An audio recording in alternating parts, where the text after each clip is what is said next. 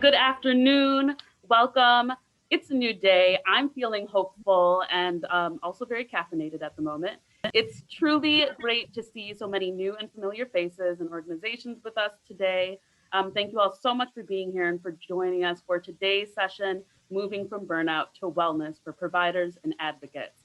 My name is Courtney Cintron, Ingenuity's Partner Engagement Specialist, and I'm also joined here today by Nicole Upton, Ingenuity's Director of Partnerships and Professional Learning, and today's amazing facilitator, Madison Hammett, Senior Policy Analyst of the Illinois ACEs Response Collaborative, as well as Bridget Gavigan, the Director of the Illinois ACEs Response Collaborative. So today's session is going to center around understanding provider and educator burnout, as well as strategies for prevention and intervention. And Madison will go over the more specific learning objectives for you a little bit later in the session. I would also like to just provide you with a content notice for this training program. The content and discussion in today's session and throughout this program will engage with trauma, which may be emotionally and intellectually challenging to engage with. Our session facilitator will flag the specific content and terminology that will be used in today's session, and we'll also do our best to make this virtual classroom a space where we can engage bravely, empathetically, and thoughtfully with challenging content. We'd also like to begin today's session with a land acknowledgement to recognize and honor Indigenous peoples as traditional stewards of this land, and as a step toward correcting the practices that erase Indigenous peoples' history and culture and toward inviting and honoring the truth. So we'd like to acknowledge that this virtual classroom is taking place on the stolen land of the Council of Three Fires, the Ojibwe, Potawatomi, and Odawa nations. Many other tribes, such as the Miami, Ho-Chunk, Menominee, Sauk, and Box, also called this area home. Because of the Great Lakes and waterways, the land naturally became a site of travel, of healing, of trade, and gathering for more than a dozen other native tribes. And it's still home to over 100,000 tribal members in the state of Illinois that still practice their traditions and care for this land. So as we begin this program, let's honor these ancestral grounds that we're standing on, support the resilience and strength that all Indigenous people have shown worldwide, and begin to think our own relationship with the land and its original peoples. Thank you. Okay, so for those of you who are joining us for the first time or who may not have heard about the full scope of this program, I'm going to talk a little bit about the program, its goals, and how it came together. For those of you that are returning, thank you for your patience. We appreciate your flexibility here. We'll drop in a link to the chat to the program's webpage so that you can follow along and register for any other upcoming sessions as well. Let me do that for you now. Okay. Here we go. So the Trauma-Informed and Healing-Centered Training Program for Arts Partners is bringing together a diverse team of trauma-informed organizations and practitioners, including Chicago Growth Mindset, Illinois Collaboration on Youth, and the Illinois ACEs Response Collaborative, as well as the Institute of Therapy Through the Arts, with the aim of providing arts partners with sector-wide assistance and capacity building and understanding, implementing, and advancing trauma-informed and healing-centered principles into practice. And these sessions have also been designed to help create space for the sector to really consider how the role of arts and arts education can help mitigate the impacts of trauma and help students thrive during this time and also beyond this time. The program has been conceived in two primary parts. So part one of the program, which you're currently in, is centered around building a trauma-informed care and healing-centered knowledge base. And this is happening through a series of 13 trainings facilitated by the consortium of organizations that I previously mentioned. And many of the topics speak to the current moment and provide an essential foundation to trauma-informed care.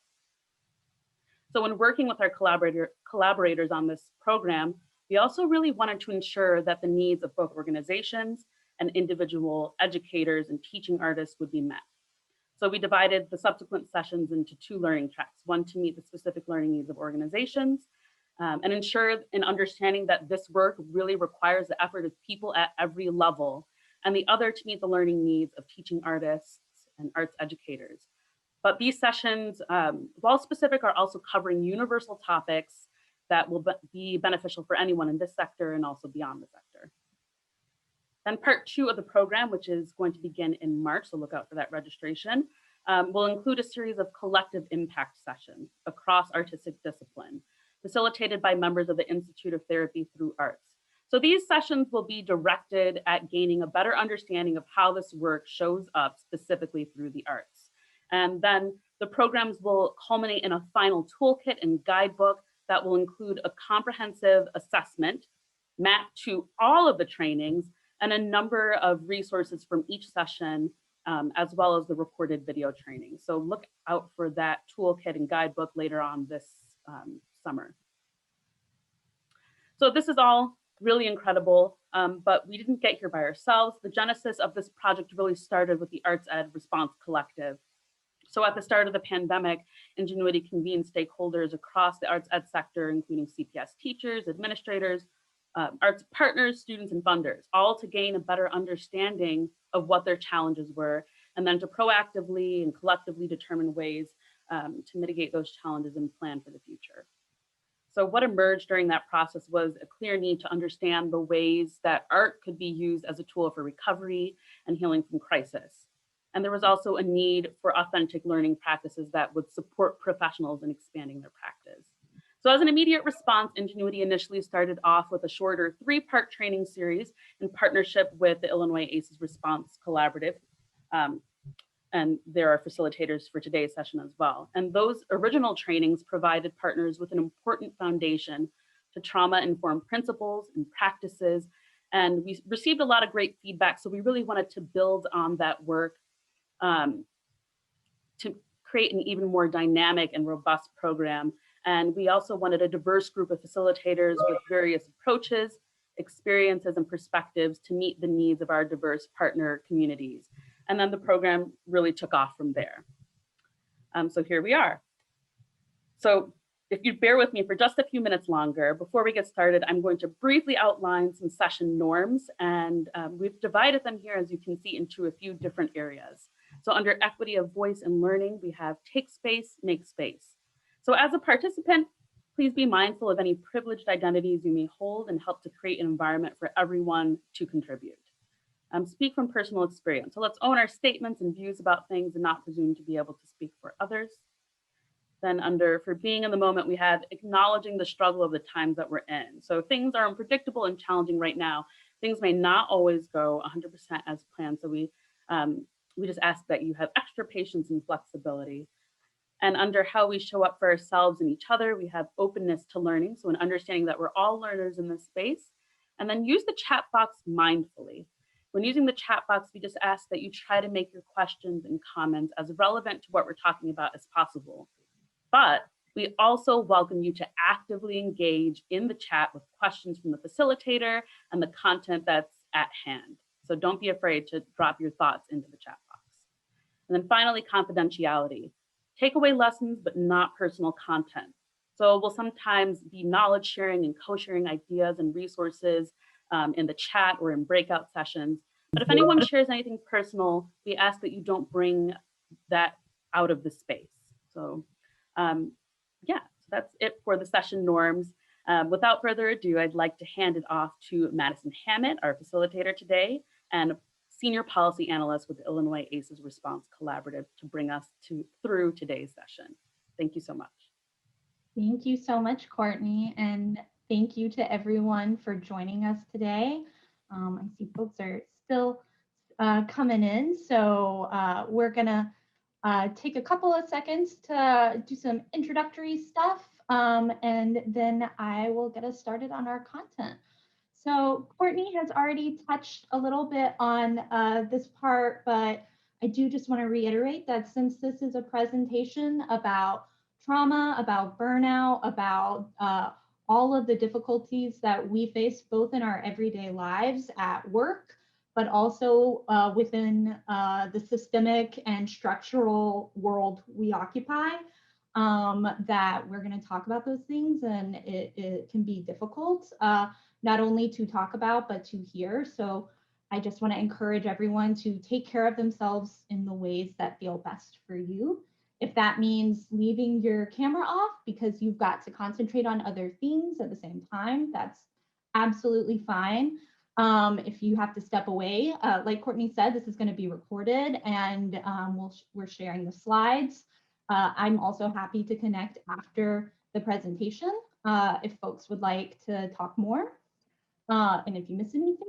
So please feel free to reach out. I do want to note some specific content stuff we'll be talking about.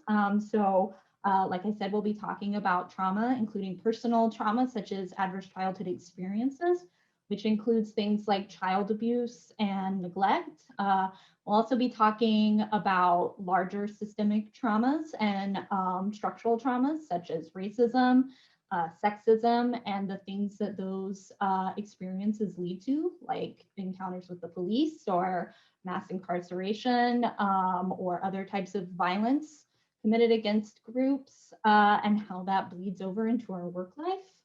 And then we'll be talking about, like our workplace traumas and how that impacts our body and how that impacts the work we do. So again, if at any point you need to step away and take care of yourself or others, because many of us are working from home and have kids or other family members we've got to take care of, please feel free to do so. And I'm happy to connect afterwards to talk more.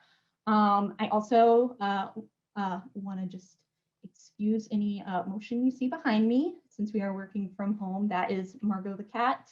She will not be participating in the training, but still likes to make herself known occasionally. So apologies if it's a distraction. I am also going to make a quick note on the language we'll be using. So you've already heard me use the word trauma quite a bit.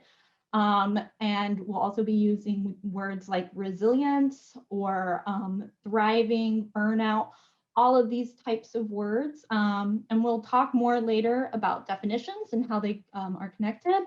But the reason we use this language specifically at the collaborative is because it is the language that is used most commonly in peer-reviewed literature. It's certainly not the only words, though, that are used to describe these experiences.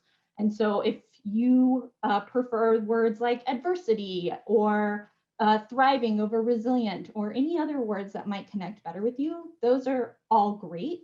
And I encourage you to put it in the chat box or let us know at the end different language that you use to describe some of this stuff.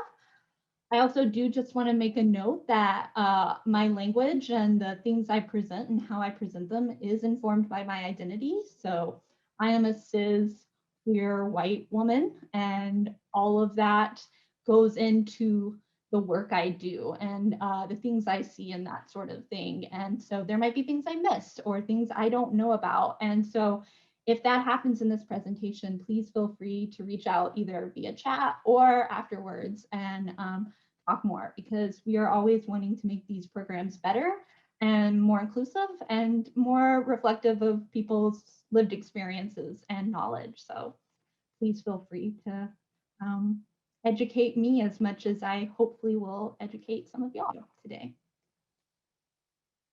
Just very quickly, just want to, just so you know who we are, and I know some of y'all might have already come to one of our presentations with the collaborative or watched a recording of our structural and historical trauma training that Ingenuity has. But just very quickly about who we are. So we are, as our name suggests, a statewide collaborative that is focused on preventing trauma and promoting thriving across the lifespan throughout Illinois. So putting that on the forefront of policy agendas, both big P policy with our legislatures and little p policy. And that little p policy is part of this work that we are doing with Ingenuity and helping arts and education programs integrate these trauma-informed principles into their work, or see how they're already doing this work and how they can strengthen and promote that. So you'll see that's done through, like I said, policy, capacity building, so trainings like this, as well as research, translation, and dissemination. So now you know I'm not just some rando off the street that decided to do a presentation. So our objectives for this training, hopefully by the end of this, if I do my job right, you'll walk out of here being able to define and discuss burnout and its prevalence, and in helping and health professions. And so when we say helping and health, we're of course usually thinking of things like healthcare, but we also include things like education, social services, the arts under those helping and health professions, because health is not just physical, it is of course also mental and emotional. We're going to discuss how burnout in providers, so teachers, educators of all sorts, performers, affects clients, students, and community health and social outcomes, and patients. And again, when we say patient and health, we are talking about this larger view of health. And we're going to discuss how to incorporate trauma-informed burnout prevention and intervention methods, both on an organizational level, but also on an individual level, and how capacity building for all of you leads to healthier organizations and communities, the people that we all serve and take care of. So before we start, I want to actually start us off with a poll about burnout and how familiar folks are with it or their organization with it. So I think we're going to get, yep. So you'll see a poll has just been launched. Is burnout addressed at your organization? And when I say addressed means, have there been formalized either discussions or policies put into place to address burnout at your organization? So give everybody a couple of seconds to fill it in.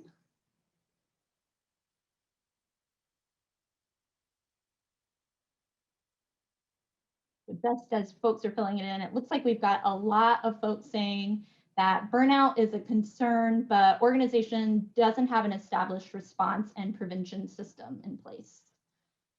With a couple of folks saying that they do have an established response and prevention system in place, which is great. So hopefully we'll hear from some of y'all at the end of the presentation about what y'all are doing. So yeah, it looks like a huge majority of folks, 71%, have talked about burnout, or it's a concern on some level, but there's nothing formalized at their organization to respond or prevent it.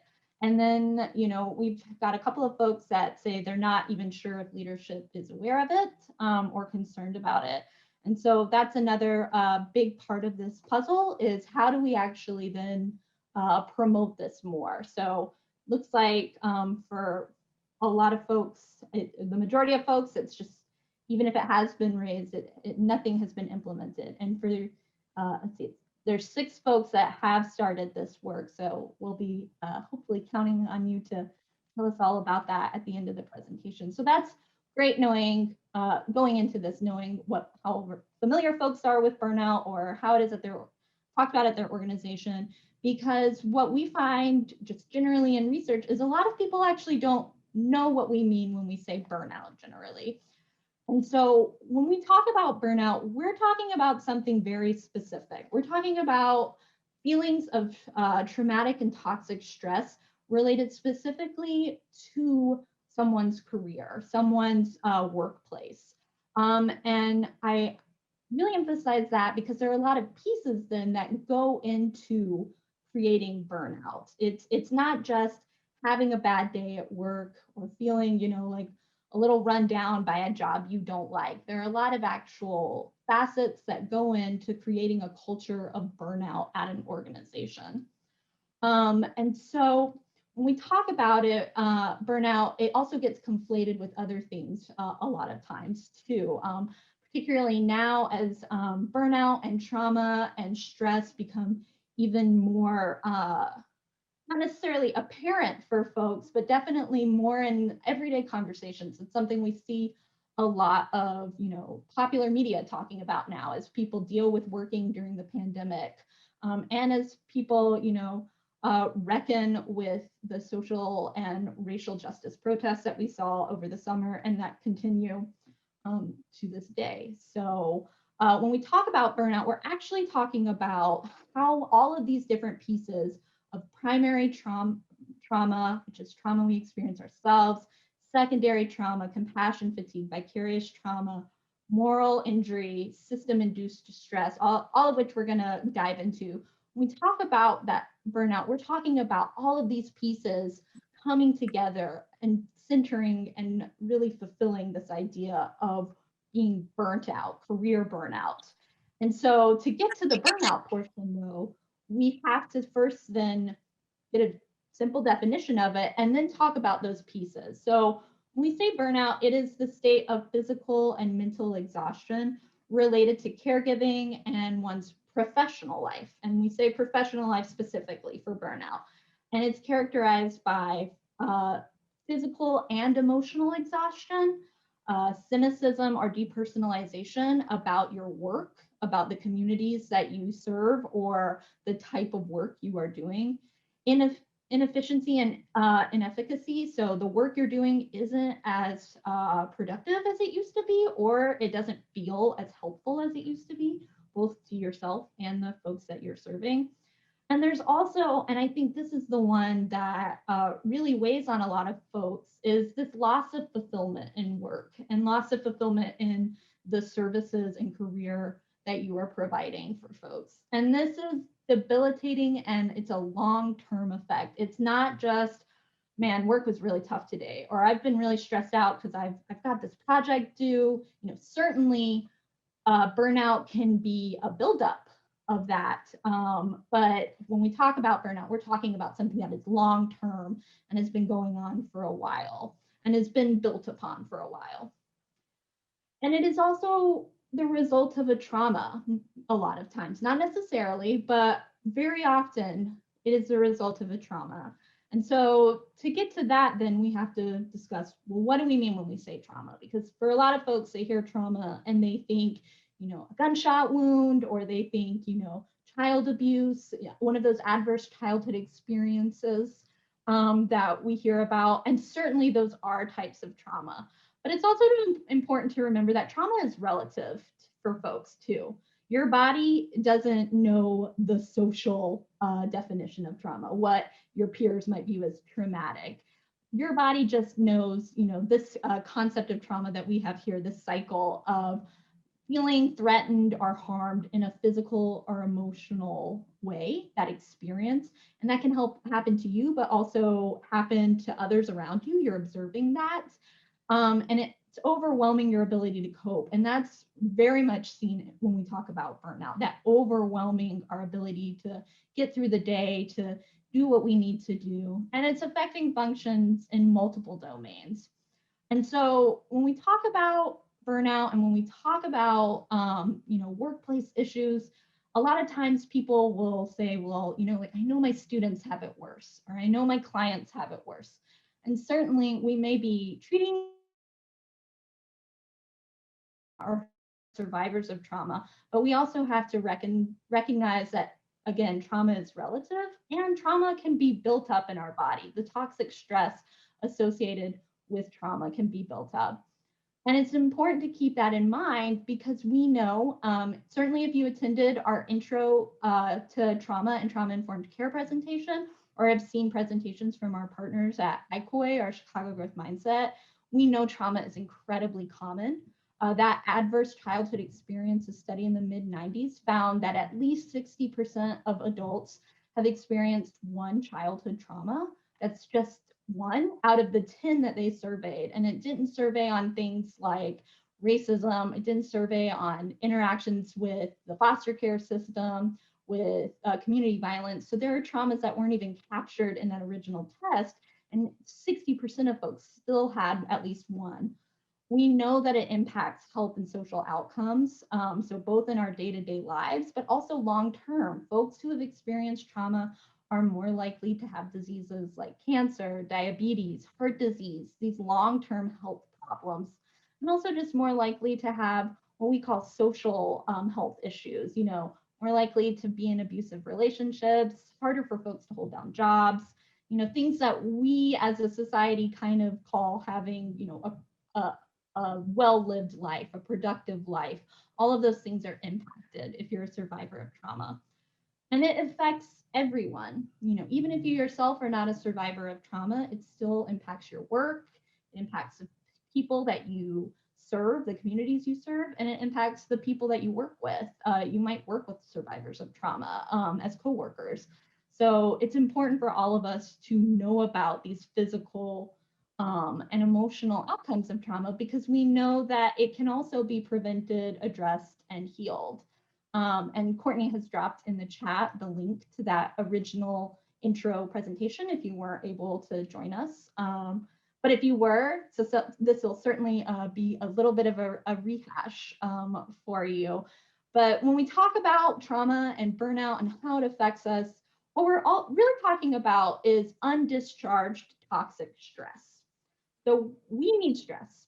Stress is a good thing, actually. It teaches us things. If we are going through our day and we've got to get somewhere on time, we might get a little burst of adrenaline to get us focused, to teach us things. It also helps us, when we're in that fight or flight response mode and we're, having to get out of danger very quickly. Stress not only pumps us full of adrenaline and cortisol to react in that moment, it also teaches us, so our body knows later on, that stove is hot, I cannot touch it, or I need to look both ways when I cross the street, or this happened when I interacted with this person, and so now I need to learn from that. All of those are really good things that we need to survive.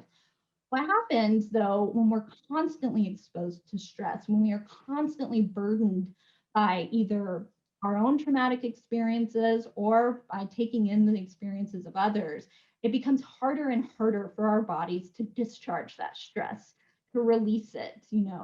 When we go through something that pumps us full of adrenaline, we have these physical symptoms. A lot of people will feel elevated heart rate, they breathe elevated breathing, they feel kind of shaky, or they feel like, they've just got to dart, they've got to run, they've got a lot of energy to work off.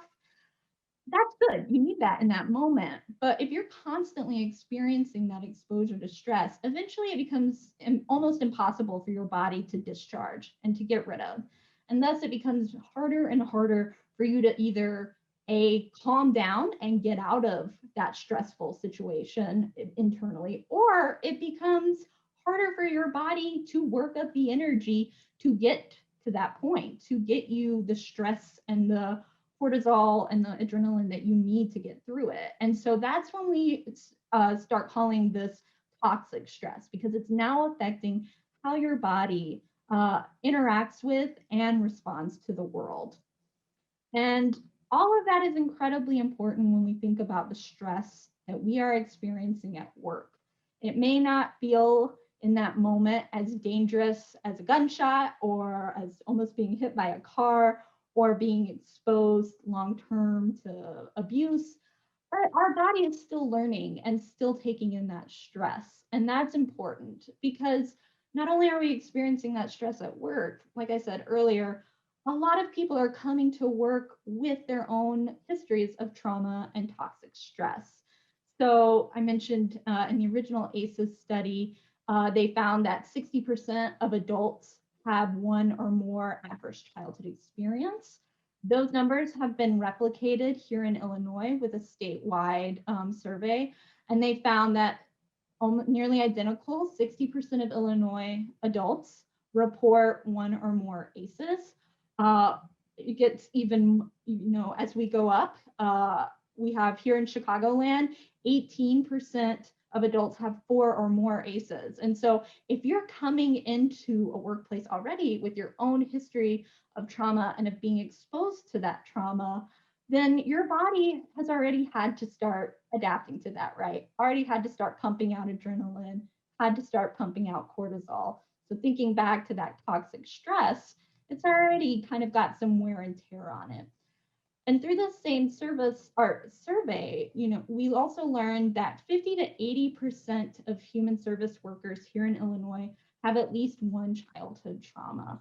I'm sure those of you who work in education, who work in community services and arts know that these are fields where people who want to help each other and help other people, join, and they come with their own experiences very often, and the data reflects that. And so I share that again to just emphasize people are already coming to work with stress and trauma before we even get to burnout.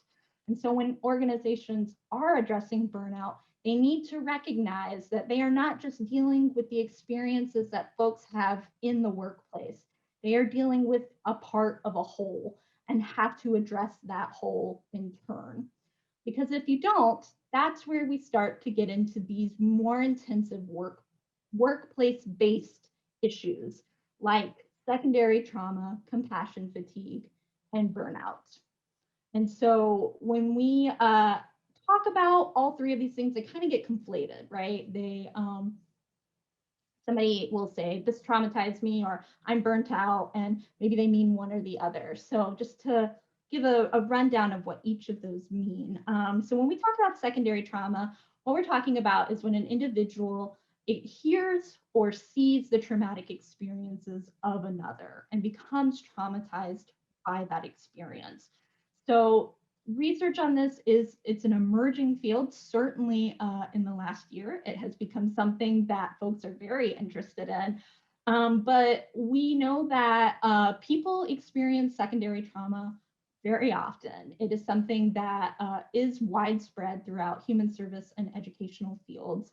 One study has found that 75% of educators who responded had symptoms of secondary trauma. Oh, I see somebody wants more info on secondary trauma. I have handouts on all of this too, so please let us know in the chat. Bridget is monitoring that if you want additional information on anything you hear. So I'm happy to send it along later. Secondary trauma is emerging. 75% of educators who responded to a national survey have had symptoms of secondary trauma. 80%, like I said, of human service professionals have that personal history of trauma.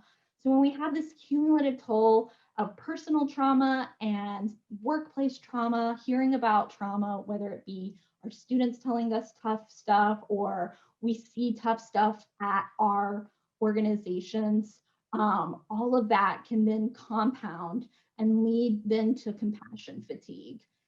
And that is when we start seeing how our trauma then affects the people that we are responsible for and we take care of. So if trauma, if burnout, all of these things are left unaddressed, that can lead to compassion fatigue.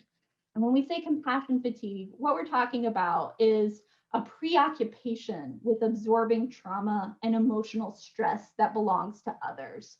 So we are talking about teachers who have to hear their students' stories. And when I say have to, I don't mean it in a negative sense, but it is part of their job to take care of their students and hear what's going on in their lives and what's going on with their families and how they're experiencing the world. And that's traumatic. And so they want to take care of their students or their clients, and they become almost a bit obsessive about taking on that burden of taking care of folks.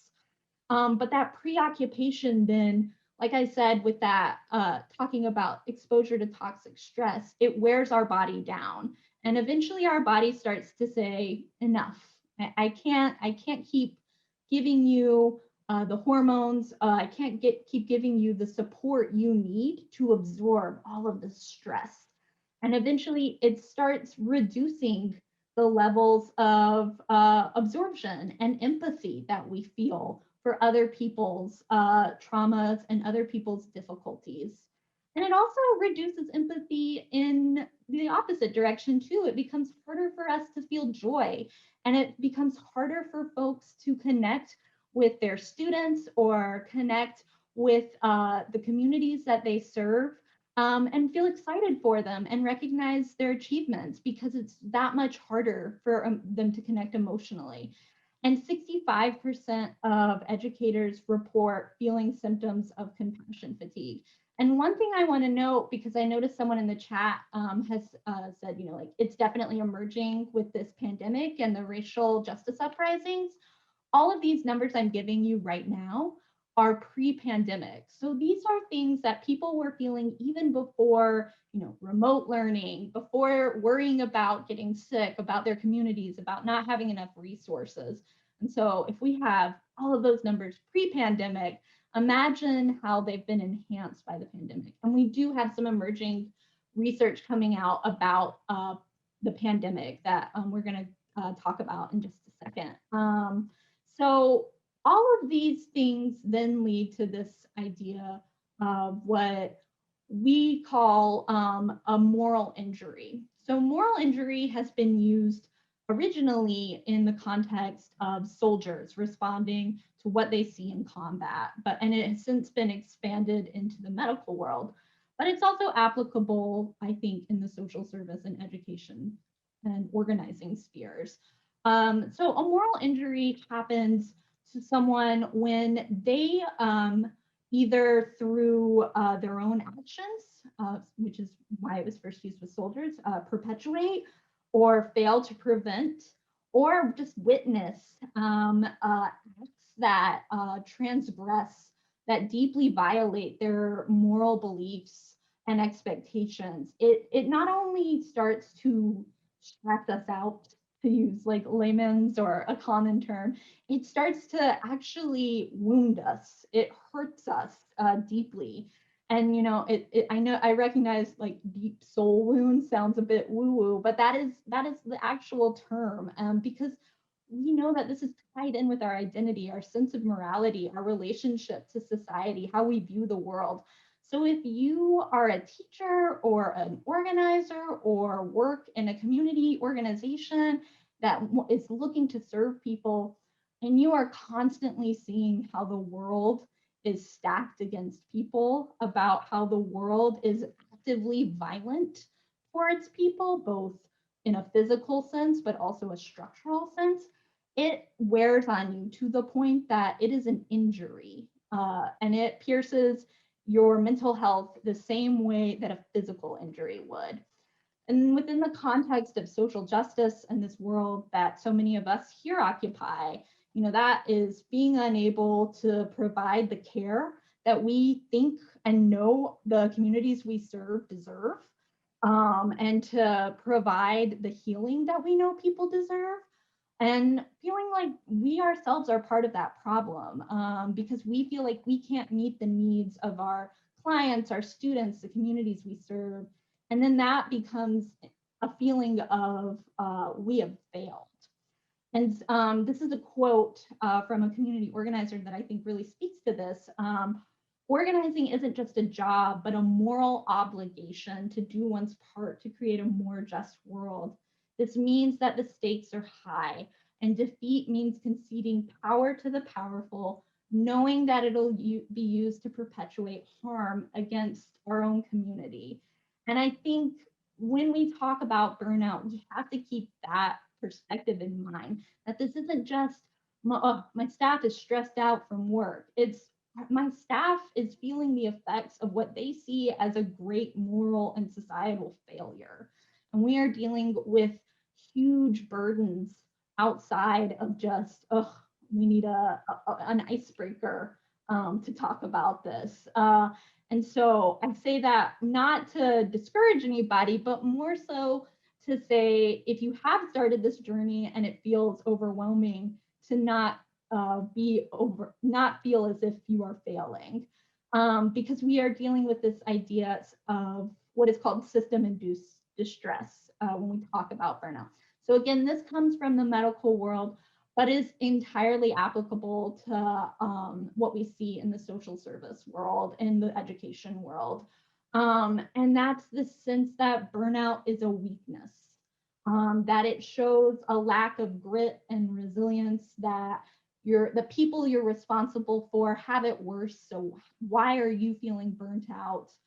But we also know that the quantity of work is overwhelming. It wears people down. There's a huge sense of urgency to help people, but systems are hard to change. And that leads to this feeling of distress, of feeling like you cannot overcome it. And that in turn is part of burnout.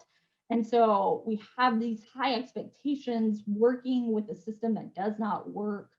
And then that moral injury we talked about, and lack of resources, and all of that leads to this system-induced distress. And again, like I said, you'll see it says physician here because it comes from the healthcare world, but it is entirely applicable for those of us who work in social service or education or the creative field, anything where you're trying to help people in communities and are working against these larger systems. And so again, just to kind of bring all of this of what what we are kind of working against and in this idea of driving and contributing factors. We know that education and creative world and social services, you're all overworked, you're underappreciated, both in a material sense and a societal sense. There are a lot of tense relationships involved.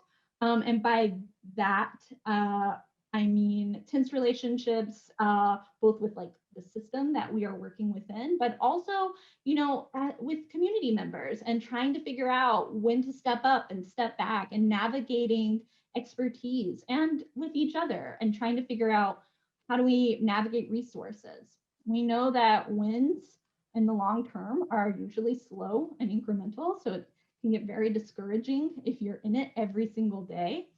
We know that these fields all attract folks who are likely to be survivors of trauma themselves, are likely to know people who are survivors of trauma, and they have a sensitivity towards that, and it weighs on them, and the injustices that the people they serve weighs on them. And then we also know that all of these, I myself am a clinical social worker. There is a culture of selflessness and martyrdom. And we use that culture to encourage the others in the workforce to keep working, even when it's hard, to leave as a failure, or to take care of yourself is an indication of not being tough enough. And so all of that then in turn can lead to burnout. And that has huge consequences for folks.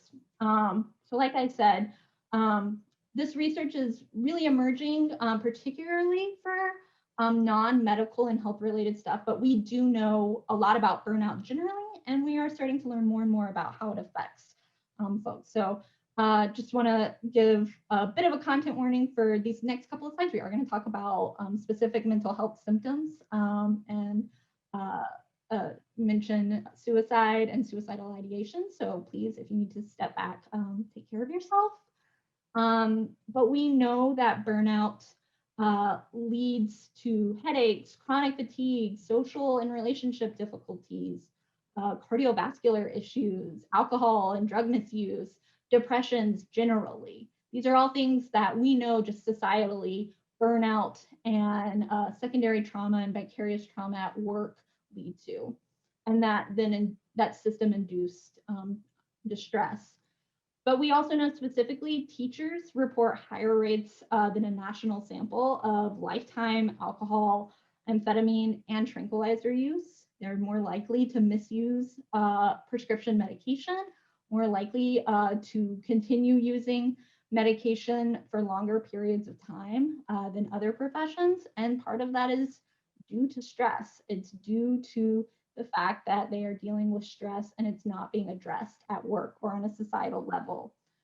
And again, this is pre-pandemic, these numbers that we're talking about. 34% of creatives and 58% of educators report poor work-related mental health, and 61% of teachers report that their work is always stressful, more than half the national average. Or so it was roughly 28% for as a national average said their work is always stressful. And here we have it, it's almost 3 times as much in the education sphere. So if you're constantly always being stressed out, again, thinking back to those toxic stress and what it's doing to your body, what is the wear and tear of burnout on people at organizations or in schools? And then we also know that this in turn leads to, really unfortunate and difficult outcomes. National suicide rates by profession are highest for women in those who work in arts, design, entertainment, media, and second highest for men in those fields. And a caveat to the descriptors there, the data says women and men. It does not go more granular than that. So I cannot tell you, if these are just cis women and cis men. It doesn't account for non-binary or third gender people. So just a caveat to those descriptions, but that's an enormous burden because we know that these are not the largest fields represented, and yet folks in those fields are the most represented in suicide rates. And interestingly, suicide was found to not be very common for teachers. Teachers are actually, in the education field generally, actually have the second lowest rates of suicide by career. But of those who do commit suicide, elementary school teachers are overwhelmingly represented. 73% of people in the education field who die by suicide are elementary school teachers. And so to that, that speaks to two things for me as someone who reads a lot about this and does a lot of research around this topic. One is we're not doing enough research to figure out what's going on in the educational and arts fields and social service fields generally. And two, because of that, we're not learning not only about these really difficult and hard outcomes, but we're also means we're not learning about the resilience and protective factors that might be present in these communities and these workspaces. Somebody asked if this was explicitly due to burnout. Burnout is not measured as the reasons behind these numbers aren't measured. It's just that of those who commit suicide in the education field, 73% are elementary school teachers. So that's where that number comes from. But again, like I said, what was interesting to me, even though we know that there's a significant mental health impact on educators, they were actually one of the least likely groups to commit suicide. So that speaks to some sort of resilience method or resilience skills within educators, but we're not recording that. We're not researching that. And that to me is a fault and is something that needs to be rectified, because that's how we learn how to help others then, to take the skills that educators and those in the education field have to counteract the effects of this depression and anxiety and stress they are feeling. And then we also know that it's not just personal well-being that people are affected by, it's cultural and organizational well-being. Unprofessional conduct is what it's called, but what it really means is bullying, workplace bullying. And in one survey, 65% of staff at arts organizations reported bullying behavior between staff was common or very common. And very common meant that they saw it at least once a week. 46%, more than 46% reported witnessing bullying in the last year at their organization. And similarly in education, 1 in 3 teachers report being bullied by coworkers. And again, this data isn't granular, so I can't tell you more about gender or race, but we are going to talk a little bit about how identity plays into some of these statistics as well. Another really important thing, this loss of productivity and this loss of commitment. 60% of artists report working more than 48 hours per week. We know that this stress impacts how people are working, how productive they feel, and how connected they feel to their work. So if you're being overworked, again, that disconnectedness to others and your work is going to be much more common. And 91% of artists reported that the precariousness of their work led directly to increased feelings of burnout. And of course, certainly in the last year, that those feelings of precariousness are only enhanced around arts and arts education. I don't need to tell anyone in this group about that. And we then know that this affects how students learn and their outcomes. So students' grades, happiness, satisfaction at school, test scores, all directly correlate with educator job satisfaction. Happy teacher, happy students. And to talk about that identity issue and why we need more research around this, students of color, we know, are more likely to succeed in institution with staff of color. But we also know that Black and Latinx educators are more likely to leave the field due to burnout than their white peers. So if you have not only the burdens of work, of a personal history of trauma, but now you also have what they call the invisible tax. You are expected to be a mentor to younger educators because there's not any system in place to take care of them. Certainly after this summer, many people talk about how now their organization or their school expect them to be the face of DEI and do that extra work and explain things to folks. And this is extra burdens on people when they're at their job, and it leads to burnout more quickly. Not to mention experiencing microaggressions or flat out racism and aggression at their workplace, all contributing to those feelings of burnout, leaving sooner, and then in turn that affecting students of color's outcomes. And certainly feeling that pressure then of, if I leave, what will happen to my students? And then if artists aren't involved, I certainly don't need to preach the benefits of arts education to this crowd, but students who do receive arts education are less likely to interact with disciplinary procedures. They're less likely to, be expelled or be sent to the principal's office, things like that. More likely to agree that all schoolwork is enjoyable. It teaches them the skills for other subjects, and rate higher on measurements of compassion, curiosity about others, relationship building. So if our staff is burning out, if our staff isn't being taken care of, those skills aren't being nurtured by arts education. And those skills aren't being, really put to the forefront for a lot of people. And so when we talk about all of this, well, that's interesting. Somebody asked about animal welfare. I'm not sure about that. I imagine if it's like most social service, it's probably pretty similar to these numbers, but certainly feel free to follow up with me after the presentation and I can do some research for you. When we talk about the consequences for activism, advocates, education, creative arts, all of these things, we have to acknowledge how is our workplace culture contributing to this then too?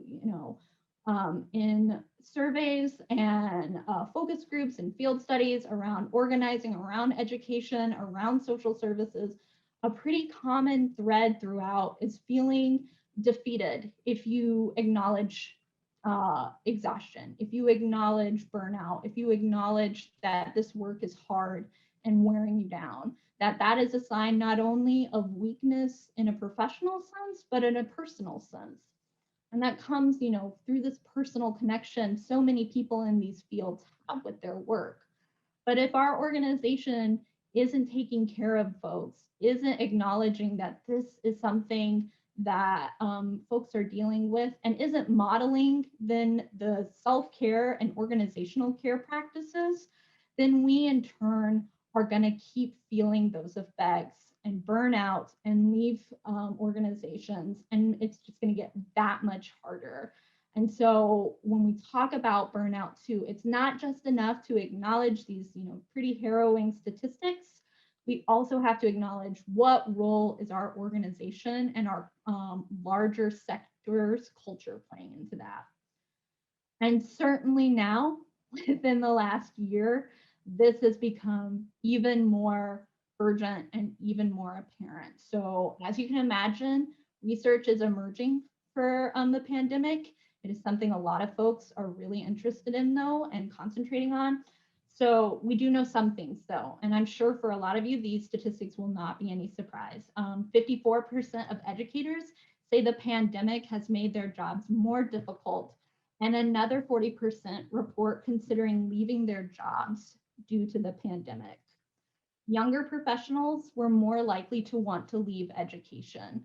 And I think that is important, not only because we want to think about the longevity of a field and how to keep things going, but also think about younger professionals are more likely to be people of color. They're more likely to be first generation college students. They're more likely to be immigrants, to be LGBTQ, to have experiences that the old vanguard doesn't. And so if these folks are more likely to burn out, and leave, then what representation and what new insights are we losing because we're not taking care of it? And I noticed a couple of y'all have said, I'm surprised it's only 54%. I will note this survey was done in August. So that number could certainly have risen since the school year started up again. And in fact, I imagine it definitely has. Just generally, we know that prolonged uninterrupted exposure to screens, especially in the place of in-person meetings, has been reported to increase stress and burnout levels. So with that in mind, thank you for joining us via screen right now. But if we are asking people to stare at a screen for 8 hours a day, where they're not able to read others' body language, where they're not able to connect across a room, even in the ways that we as human beings are used to, it's a lot more work actually to get through a meeting than it would be to get through an in-person meeting. And maybe y'all have experienced that. I know I certainly sometimes get out of our staff meetings where I know everybody and have worked with everyone for 3 years. And so I know their moods and temperaments, and I still come out of it feeling exhausted because I'm unconsciously doing extra work to read their body language, to connect with them across a screen. And so that in turn can lead to increased burnout. And one thing I want to acknowledge too, for those of you who are artists or work with artists, it was interesting in doing research for this project with Ingenuity, and generally art is often talked about as a coping mechanism for burnout. It's given as a suggestion to help people. And certainly I think that is important, and that has been proven to be true for lots of people. But one thing I didn't see a lot of acknowledgement towards was the burnout that artists experience and how that in turn affects not only how they create art, but then how they perceive art as a coping mechanism. You know, if art is your job, is it really a burnout treatment to create art? Does you know, the professionalization of something you love make it harder for it to be a stress reliever? And so I think when we talk about burnout relief on a personal level, we have to acknowledge not only that it is different for everybody, but also how are we talking about the people who provide what others see as stress relief? You know, oh, I bet you never get stressed out because all you do is paint all day, or you make music, or you dance. And it's like, well, that doesn't mean I don't have, you know, my own struggles, right? It doesn't mean that I'm not dealing with things. And so just acknowledging, you know, for some folks, what we view as relief is not for them. It's a source of burnout or a source of trauma or stress. And I think that there's also needs to be this acknowledgement of how the arts industry has changed in the face of the pandemic. You know, certainly loss of income because in-person things aren't happening, loss of funds. Again, that interpersonal connection that we lose via screens, mass layoffs that we've seen. It's led to this really sharp rise in reported symptoms of anxiety and depression in the field around outlook, feeling like this is something that I can continue to do as a career, as a way to live. And so I think that also has to be acknowledged too when we talk about burnout. And again, we cannot separate this from identity and the way that systems and structures interact with individuals. Black and Latinx professionals in both education and the arts world have reported higher levels of burnout symptoms than their white peers, both in the wake of the pandemic and again, also in the racial justice protests. And I would say discussions that many organizations and schools are having around white supremacy and DEI, diversity, equity, and inclusion, their policies and practice, you know, that's an extra burden and an extra level of potential stress for Black and Latinx professionals in these fields that has been reported. So now we have spent a lot of time talking about some pretty harrowing statistics, right? Some pretty difficult, intense pieces of information. And this is something that I think about with all of my presentations on all of the topics we cover. I don't want folks to leave these presentations feeling discouraged or feeling overwhelmed by the issues, but rather emboldened by that first half to take that knowledge with them and start advocating at their organization with some hard numbers and some cold facts and that sort of thing. And also to show that this is not something that you as an individual or as an organization are going through alone, because this is something that a lot of people, a lot of organizations are dealing with and are struggling with. So hopefully this next half of the presentation will feel a little bit more action oriented and like solutions oriented for folks. So I do want to start off by saying, there is no easy top-down burnout solution. There is no magic button that folks can press and boom, burnout is addressed. However, there are steps that organizations can take to address and mitigate that burnout, create a culture of wellness, both as, again, that larger organization, but also in our one-on-one individual interactions with each other and the folks that we take care of.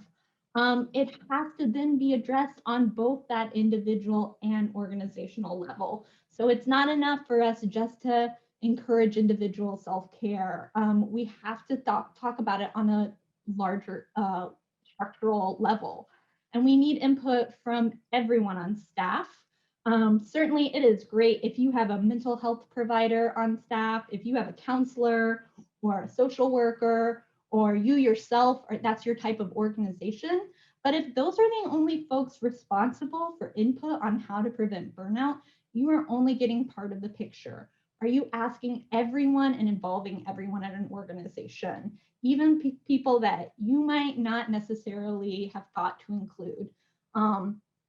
Because we have to not only consider people's place within an organization, we also have to consider people's place and experiences living in this larger social and structural world, and how those influences impact employee burnout. Excuse me. And we have to also ask ourselves hard questions. And that is something that can be really difficult as an organization and as individuals too. And we have to then take the answers to that questions and listen. And it might not be things that we like or want to hear or are difficult to hear, but we have to also add action to hearing them and add action to acknowledgement too. It's not just enough to say, oh, I know things are hard right now. It's also, I know things are hard right now and I messed up as a manager, as an organization, as your coworker, and I want to rectify that. I want to, provide some sort of response to that, because acknowledging a problem is only the first step, right? We say both quite literally in something like the 12-step program, but also just in life. It is not enough to just say like, oh, that's a problem here.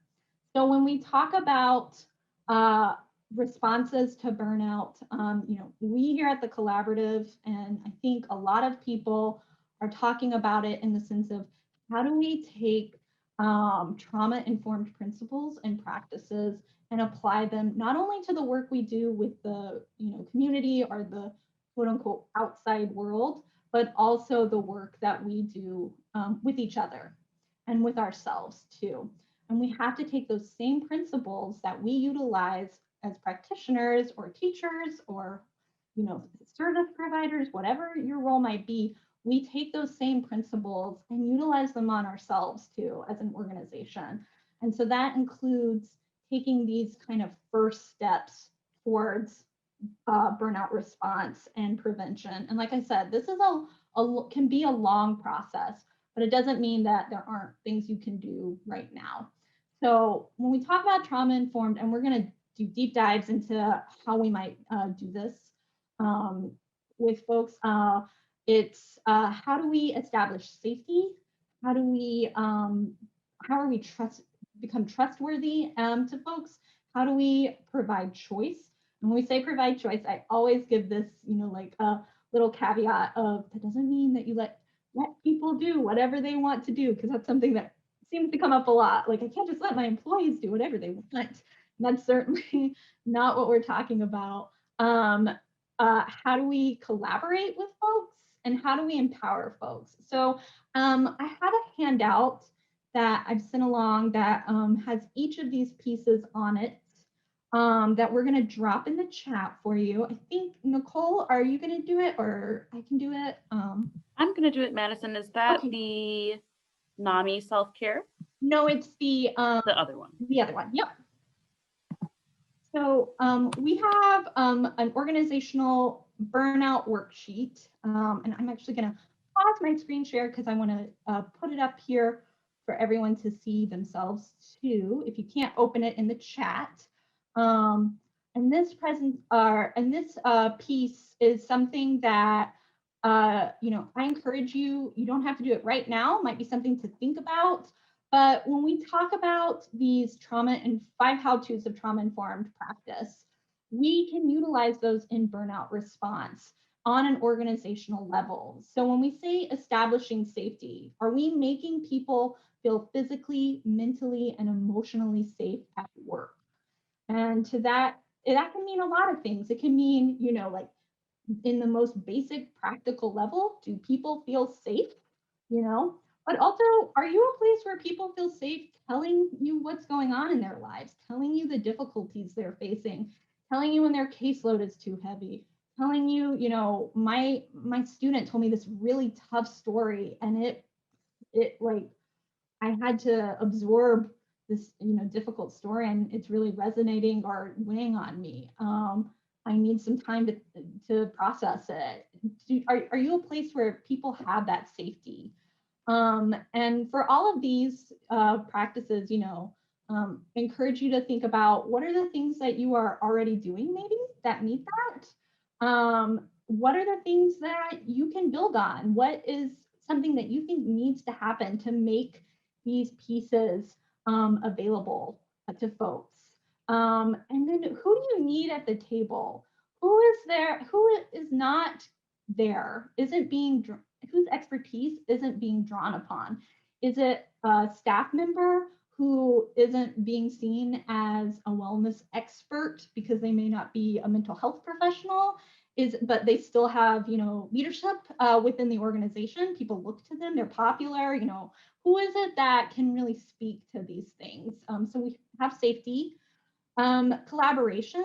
So framing our relationships as partnerships rather than hierarchies, and defining goals together.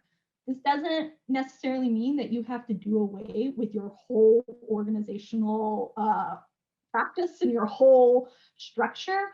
But when you do have a manager talking to one of their reports or one of their team members, are they viewing that as a relationship where they just tell people what to do and they direct people and my way or the highway? Are they acknowledging that people are experts due to lived experiences, due to backgrounds that they may not have come from, due to, just the general piece of life that everyone has something to bring to the table? And are they recognizing that and bringing it together? Because that's a huge part of burnout, is feeling like you're not being valued, feeling that you're not being seen as a contributor. And so when you have a relationship with someone at work, how is that relationship framed? And then if you're a client-facing person, a student-facing person, do you have that relationship with those people too? Or are you just feeling like, oh, I'm only telling them what to do and they follow my directions? Because if you're in that position of authority over people too, and it becomes a contentious relationship, that leads to burnout for you as well. And so having partnerships is hugely important in this. And part of that partnership is that trustworthiness and transparency element, being open and honest, predictable and consistent with all staff.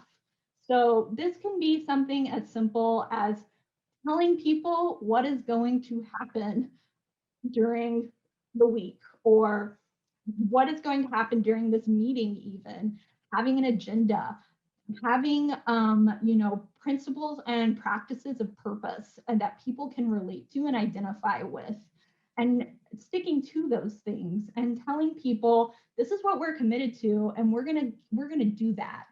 And also being open and honest about what's going on with you too, and that doesn't necessarily mean you're expecting everyone to lay out their personal information or really difficult topics. The goal is not to make people into clinicians when that is not what they want to do, but rather, are you giving people the space and the environment where they know they can trust you with information or with difficulties?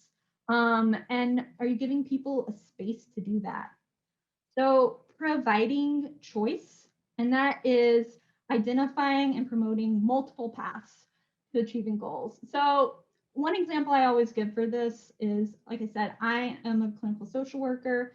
And when I was training to do this work, I worked for a legal aid.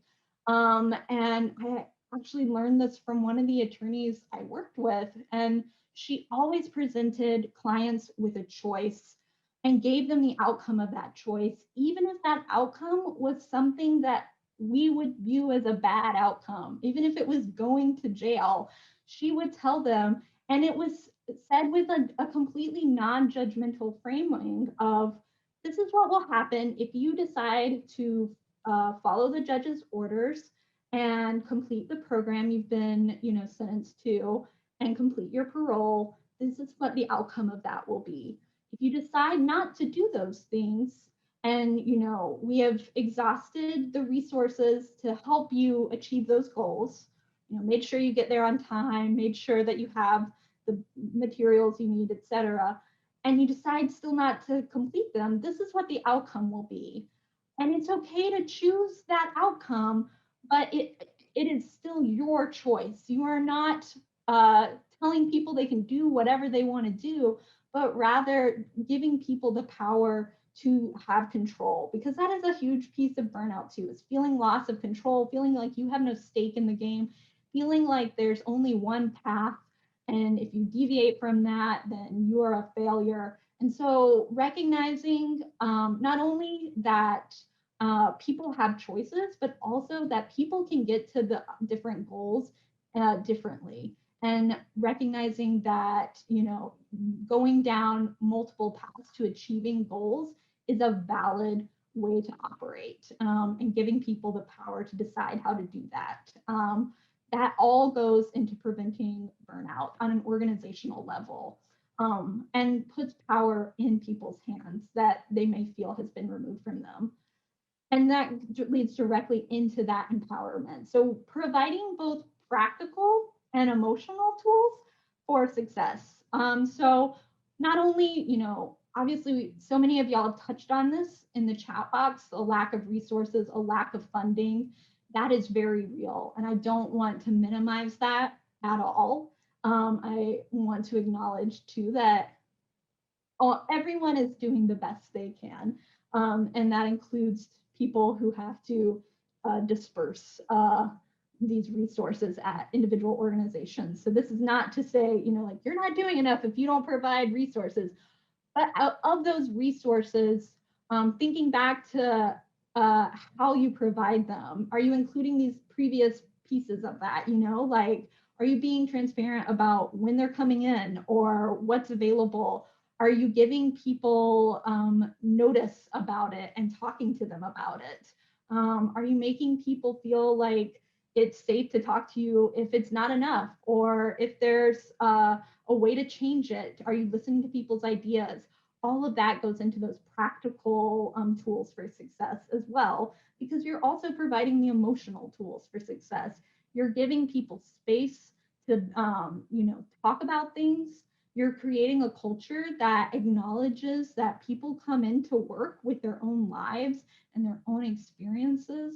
And that is valid, not only valid, but important and incredibly powerful for a lot of people, and contributes to knowledge that you may not have as an individual or your organization may not have. And so are you recognizing that and promoting that too? And that goes back to that idea of not making wellness the exclusive responsibility of one person or one group. Um, Certainly can have folks that lead it, but rather, are you getting insight from everyone? Are you recognizing the strengths, both practical and emotional, that everyone has? And so these are all huge parts of preventing and addressing burnout. And, again, this might seem very kind of up there, and a little, to use a term I hear a lot, woo woo. But I do think it's important to write things down and to also acknowledge the things that you are doing right, or the things that you have seen in others and have seen people doing, because that is going to inform how you move forward as an organization, but also as individuals, and moving forward to support each other. So one thing I saw in the chat too um, uh, was from Gail, where she mentioned that they have a meeting once a month. There's a facilitator with each group of 6 to 10 employees who checks in between meetings. That, to me, from what Gail has described, is hitting all of those points right there. Giving space to people to talk, having a facilitator there to listen and provide structure and choice, but also involving people on multiple levels to talk to each other. And I think that is really important. And certainly I hope, Gail, you'll talk to us a little bit more about that at the end, about that element of establishing safety too. It's not just about telling people, take time off when you need it, talk to us when you need to, let us know what's going on. It's establishing a space to do that, and also a culture that is receptive to that. Having a lot of time off built into your organization, having good benefits, doesn't really mean anything if you are not modeling that behavior of care. If your organization is shaming people for taking mental health days, or telling people when they get back, oh, thank God you got back, we were so swamped and so burdened when you took the day off.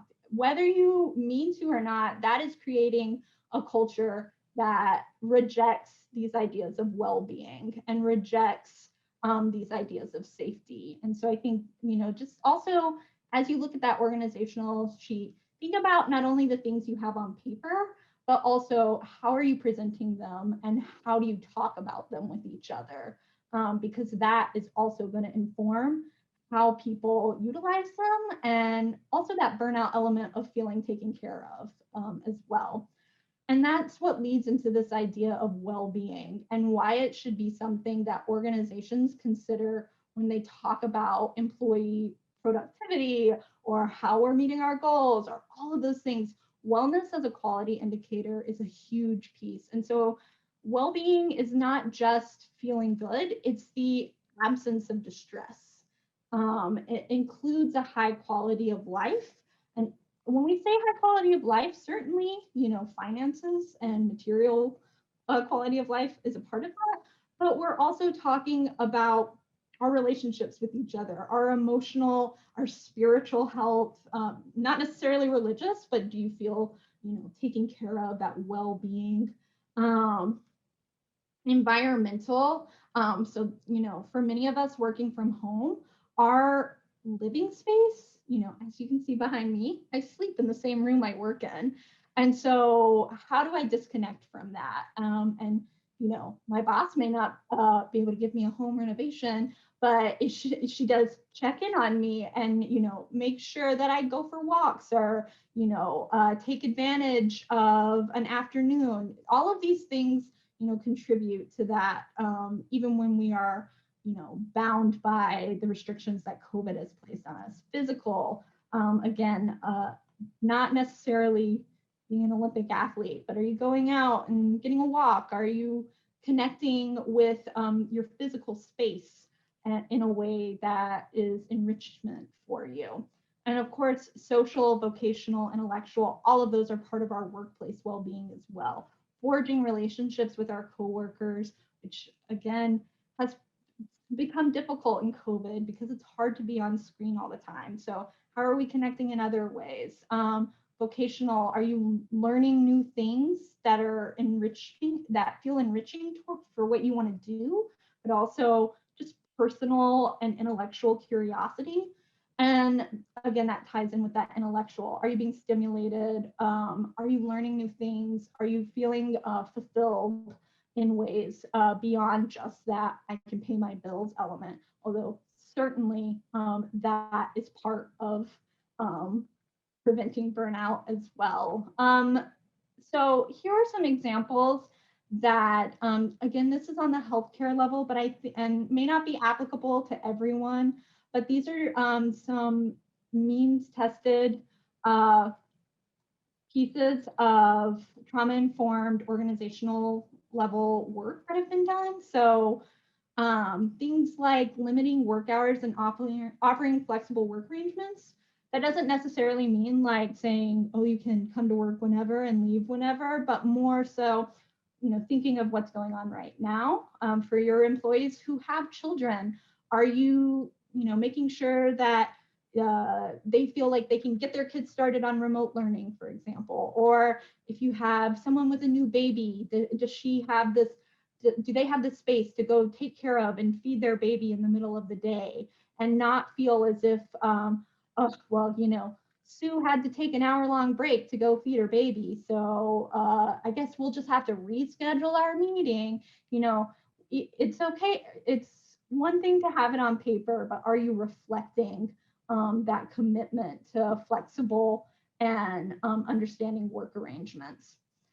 And I've mentioned this multiple times, investing in leadership development, not only of formal supervisors, but leadership development generally, who actively listen to staff and offer that shared decision making. So are you looking at who in your organization is, someone who always knows what's going on or has a lot of buy-in and popularity with staff, is a leader that way? Are they part of this, wellness movement, burnout prevention movement? Because that is important too. People trust them. And so you have to invest in that leadership. And creating a wellness committee is another thing that has been shown, again, involving people on all levels and having champions from all different places in an organization.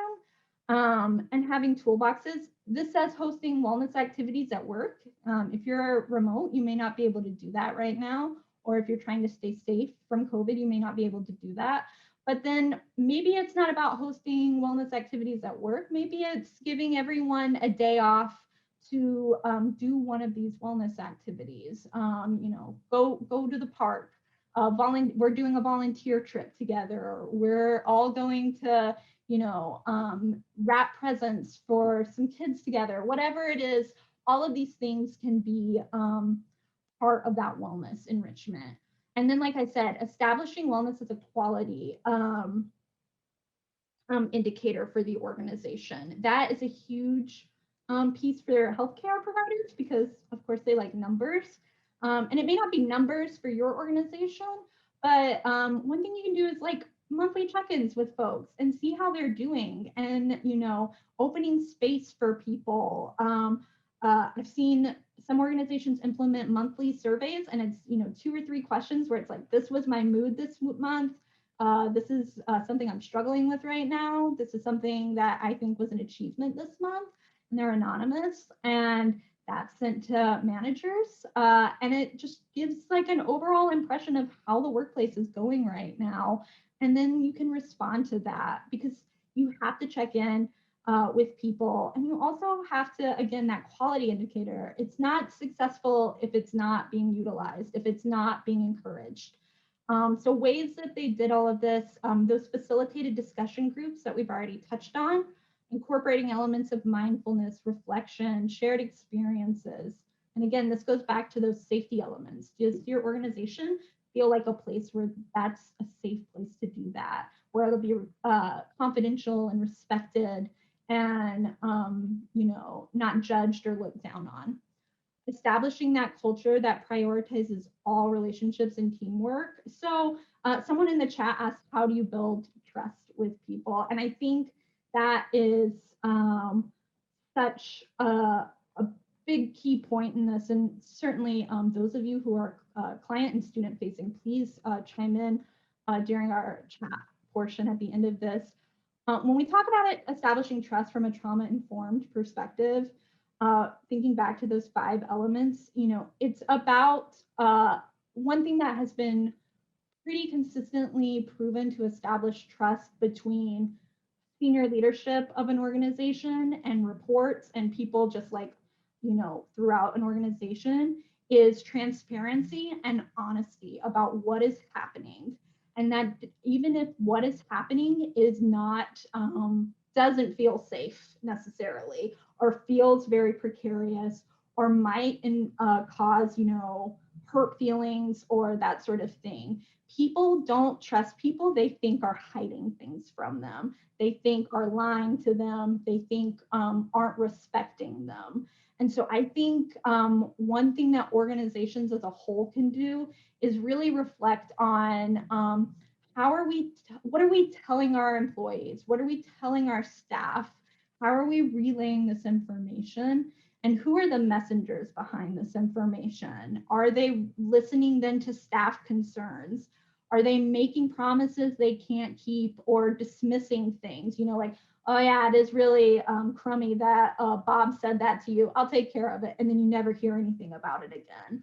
Or we might lose funding next month. Who knows? But then you never hear whether the funding came through or not. You just haven't been let go yet. So you assume the funding came through. So keeping conversations as transparent and open as possible are a huge piece of that, all of those pieces of establishing safety, of promoting wellness, all of that. And it leads to that less feelings of burnout because people then aren't worried about what's going on in their organization on top of their work too. They're not feeling lessened by their superiors in the workplace. They're not feeling lied to. They're not feeling like they are not respected. And then that honesty also has to go both ways too. For managers to establish a feeling and space of safety for staff and employees to come to them and say, I am struggling with this, or this is a problem at our organization that needs to be rectified. What can we do to rectify it? And not only offering that space for people to talk, but also respecting people's opinions and feelings, and then offering solutions. It's not enough to, again, have something available on paper if you don't model that. And so I think that is another huge piece of establishing trust in organizations is how do we not only let employees know what's going on, but also offer a space for employees to let us know what's going on and let us know how we can improve and then actually act on it. And I think that requires some lifting on an individual level for those in management positions to also recognize, like, I might hear things I don't like, and I might hear things that elicit an emotional response in me or might be difficult. And I need to reflect on that. And, it's okay to acknowledge those feelings and say like, wow, this is a really tough thing for me to hear. But also acknowledge the feelings of others in that situation. And that's something that everyone struggles with. Nobody likes to be told they're doing something wrong or they're doing something that's hurtful. But that is also a huge part of establishing trust between management and reports or an organization as a whole and individual employees. And I think that actually kind of leads directly into this next piece of supporting expressions of compassion. So reducing stigma around emotional support.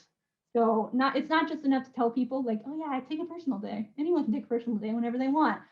Are you not only modeling that as a manager or as staff generally, but when somebody does take that personal day, is it a big deal? Is it like, oh my God, well, Bridget took the day off, so now we've all got to pick up her slack. I'm picking on Bridget here because you don't get enough opportunities to use your boss as an example and things.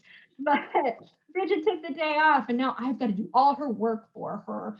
And oh, but it's totally fine that you took the day off, Bridget. Like, it's not a big deal at all, but it becomes a big deal, right?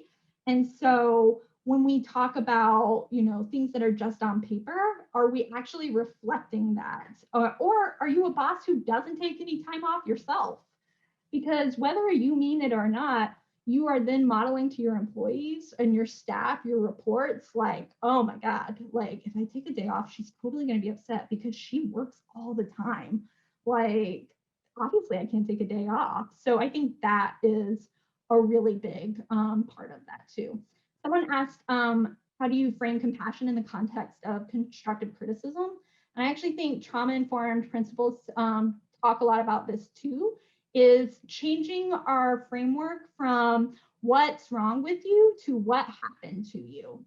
So if you were in our first presentation or you have the chance to watch it on the library, one of the things that we talk about is, if we are confronted with someone whose behavioral adaptations to stress bump into expectations, so how an environment expects us to act. And so they are not, the common nomenclature would be like, they're not acting right, they're not doing what they're supposed to, that is when we have to, confront that. But very often what our initial and immediate reaction is to go to the question of what's wrong with you? And that means, we're asking, why can't you do what you're supposed to do? What's wrong with you? Why aren't you just doing what I tell you to do? And we may not be like consciously saying that or verbalizing that, but it's how we are framing our questions. What we need to do instead is ask, what happened to you? So the example I always give is you have a student or maybe a report, someone who is consistently not showing up for scheduled work or appointments on time. They're supposed to get there at 9 o'clock every day, and they're rolling in at 9:30, 9:45. And no matter how much you kind of talk to them, they're still coming in late. Our, maybe instinctual reaction to that is to say, what's wrong with you? Why can't you show up to work on time? Why can't you do what you're supposed to do? You know what the rules are. But instead, we should be asking, what's going on? What's happening? What's making it difficult for you to get to work on time? And that, you're still asking this, you're still trying to get that same information, but you're framing it not as if you, the person, are wrong, but rather something is happening that's making it difficult for you to get to that expectation. Your adaptation is bumping up against that expectation. So what can I do to make it easier for you to meet your expectations? And you may not use this exact language. You don't have to say what's happening or what happened to you. And it's also not meant to open, a conversation where somebody potentially feels forced to reveal really sensitive information, or you feel like you might re-traumatize somebody. But rather, you're not saying you as a person are bad for not showing up to work on time. It's what's going on that's making my expectation difficult. And that is how we infuse that compassion and that removal of stigma into constructive criticism. If you notice that somebody is not doing the duties they need to do, then that is going to be, that's the framework you want to work with. What's happening that's stopping that, not why can't you do it? And then just to kind of wrap us up, prioritizing and centering racial equity and justice. This is not a diversity and equity and inclusion presentation. That is not my expertise, but we have to acknowledge that no trauma informed work can be done without acknowledging larger structural and social systems that people are operating in, and also acknowledging that people are coming to work with their own experiences within these systems. So again, we've already touched on this organizational burnout inventory, so I definitely encourage you to look at it yourself. Maybe you want to fill it out with others. But please feel free to reach out to me after the presentation if you want to talk more about it. I also want to just acknowledge, like, I am coming up on about 5 minutes. We're almost done, but if you need to jump off right at 3, please feel free to do so. And if you want more stuff for these last 2 slides or so, oh, and again, just reemphasizing this piece of what happened to you, not what's wrong with you. If you want more information that you might miss in these last 5 minutes or so, please feel free to reach out to me afterwards. So again, it's not about changing your whole organization, letting people do, you know, run wild. That's like something that a lot of people hear, but really just framing when you're dealing with things that are difficult, restructuring questions to not what's wrong with you, but what happened to you, because then that leads into more conversations about what's right with you, what matters to you, and what can we accomplish together.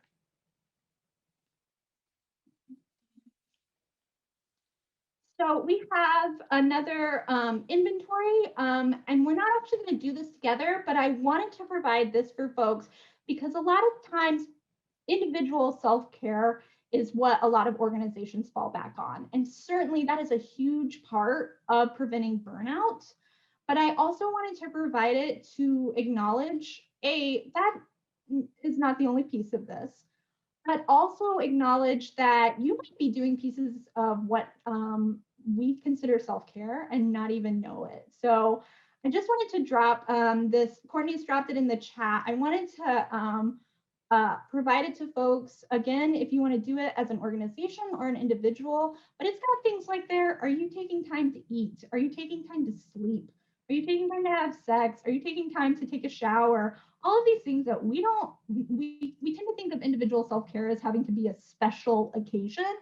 And so I wanted to provide this to, again, encourage you to think about your strengths that you already have in place. And then as an organization, how can you build that into your work to encourage people to take time to do those individual things and to take care of themselves on an individual level while you as an organization work towards taking care of them as a system.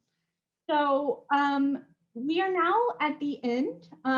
We have some summing it up, and which I'll put on the frame, but I know Courtney is going to do some closing. Thank you so much, Madison, for your facilitation and guidance through today's session. I know that I learned a lot.